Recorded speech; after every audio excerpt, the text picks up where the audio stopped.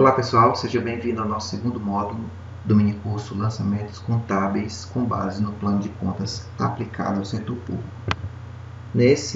Na primeira aula desse segundo módulo, nós vamos abordar os conceitos, o conceito de lançamento contábil, vamos ver quais são as partidas dobradas, o que são partidas dobradas, e os elementos essenciais do registro contábil.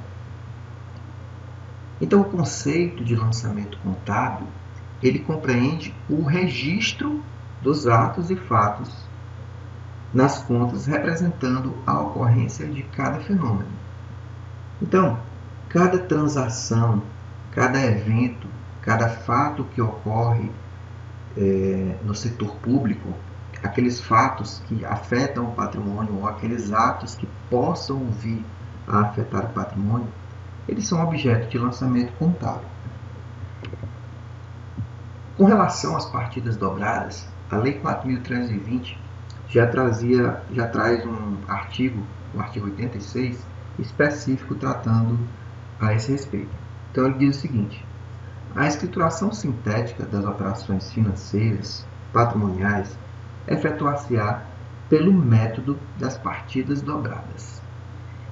A MBCT 16.5 vai na mesma linha e ela diz o seguinte: que a utilização do método de partidas dobradas em todos os registros dos atos e fatos que possam afetar ou possam vir a afetar o patrimônio das entidades do setor público, de acordo com a sua natureza de informação. Então vejamos o seguinte: todos os atos e fatos que ocorrem no setor público que afetam ou possam vir a afetar o patrimônio da entidade, ela tem que ser registrado pelo método das partidas dobradas. Não existe a partida simples na contabilidade do setor público. Então, as informações, por outro lado, os registros, ele tem que obedecer à natureza da informação, de acordo com o que nós vimos lá no plano de contas e que nós vamos relembrar daqui a pouco. São elementos essenciais do registro contábil. A data da ocorrência da transação, então é necessário que no registro contábil, venha especificado qual foi a data que ocorreu a transação.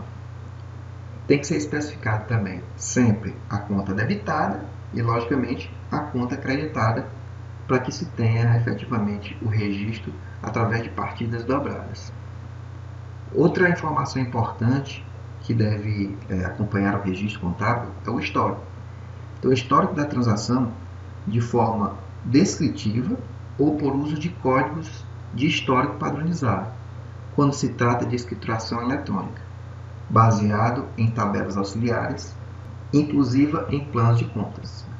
Então é o seguinte, geralmente as entidades, na sua grande maioria, para falar a verdade, para não dizer 100% dos estados, dos municípios brasileiros, sem falar na União, elas se utilizam de sistemas eletrônicos para fazer o acompanhamento dos registros contábeis. Então, esses sistemas eletrônicos, eles podem vir com históricos padronizados. Então, esse histórico padronizado, ele facilita no momento da escrituração. Vamos citar aqui como exemplo. Digamos que a entidade do setor público, ela tem que todo mês fazer o registro das despesas com pessoal.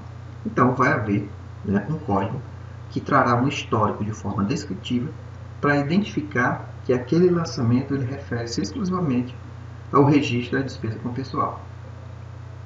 Outro elemento essencial que não pode faltar no registro contábil é o valor da transação, lógico. Então, a contabilidade ela só pode registrar aquilo que é mensurável através de um valor financeiro, que for mensurado em moeda. Então, outro elemento essencial do registro contábil é o número de controle para identificar os registros eletrônicos que integram um mesmo lançamento contábil. Então, cada registro contábil ele tem que ter, como nós já vimos, a data da ocorrência, a conta a ser debitada e a ser creditada, o histórico, o valor e um número de controle que identifique aquele controle específico. Nós temos aqui um exemplo de registro contábil, onde nós vemos aqui a conta debitada, a conta creditada, a data da ocorrência do fato, o número do registro, é o número que vai identificar esse registro específico. Nós temos aqui também a conta a ser debitada, no caso almoxarifado, e a conta acreditada, fornecedores e contas a pagar a curto prazo. O valor da transação e o histórico. Então, aqui um exemplo bem simples, para que você possa entender quais são os elementos essenciais do registro contábil.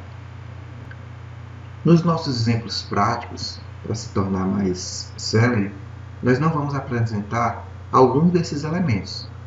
Nós vamos identificar basicamente as contas debitadas, as contas creditadas e também vamos falar sobre a natureza da informação. Portanto, essa informação aqui seria assim, um exemplo mais completo, mas para efeito didático, nós vamos excluir alguns elementos quando nós estivermos vendo os lançamentos contábeis mais na prática. Ainda a respeito dos registros contábeis, nós observamos o seguinte: o registro contábil deve sempre ter como fundamento um documento de suporte. Então, a norma brasileira de contabilidade, mais precisamente a NBCT 16.5, que trata dos registros contábeis, ela diz que toda a transação que for registrada tem que ter como base um documento de suporte. Por exemplo, uma nota fiscal, uma fatura, um recibo. Tudo isso são exemplos, apenas alguns exemplos de documentos que dão suporte ao registro contábil. Esse documento ele pode ser físico ou ele pode ser um documento também eletrônico. A norma já prevê a possibilidade de se contabilizar através de um documento suporte que seja eletrônico. Embora a NBCT 16.5 estabeleça que o processamento do registro contábil ele possa ser feito de forma manual ou mecanizada, frequentemente se utiliza, como nós já dissemos anteriormente, a forma eletrônica, que é a forma mais prática, é a forma mais simples, é a forma mais célere de se efetuar os registros contábeis. Então, hoje, praticamente não se aceita que os registros contábeis, principalmente no setor público, eles não venham a ser feitos de forma eletrônica, onde se tenha um sistema de contabilidade para efetuar cada um dos registros.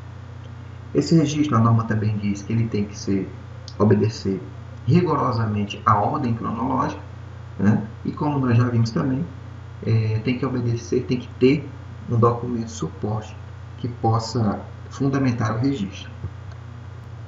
A NBCT 16.5, que trata dos registros contábeis, ela traz aqui algumas características desse registro.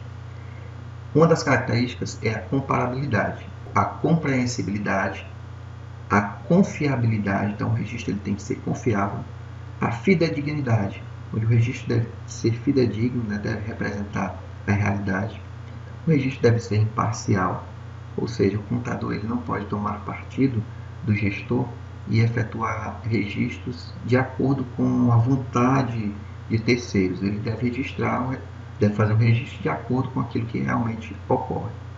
O registro deve ser íntegro, ele não pode ser um registro, digamos assim, pela metade, ele tem que ser integral. A outra característica é a objetividade, a representatividade, a tempestividade, que tem a ver aí com o princípio da oportunidade. O registro ele tem que ser uniforme. Outra característica é a utilidade, a verificabilidade, ou seja, essa é uma das características que eu particularmente considero mais importante, que é a verificabilidade do registro, ou seja, se o registro ocorre, ele tem que ser verificável, ele pode ser verificável. No caso, como exemplo aqui, nós colocamos os registros da entrada de bens no almoxarifado. Então, a contabilidade ela deve fazer o registro, podendo ser inclusive de forma sintética, mas desde que esteja de acordo com as informações que foram registradas em um sistema paralelo de patrimônio de almoxarifado, por exemplo. E a visibilidade é a outra característica do registro contábil. Então, pessoal, essa primeira aula é sobre isso. É uma aula um pouco mais teórica, um pouco mais curtinha. Então, espero vocês na próxima aula. Um grande abraço e até lá!